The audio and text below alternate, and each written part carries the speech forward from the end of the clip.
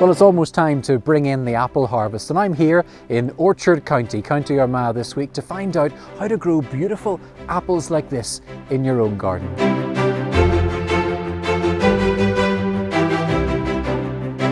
The top tip that I would say is always buy a crab apple whenever you're buying your main apple tree, because generally speaking they can be quite small and you can put them in a completely different part of the garden and they'll look attractive the whole year round.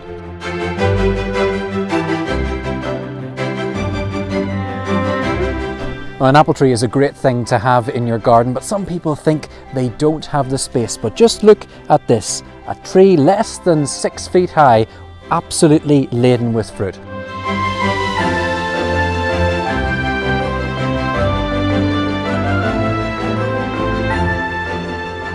An apple tree in the springtime is an absolute joy to behold.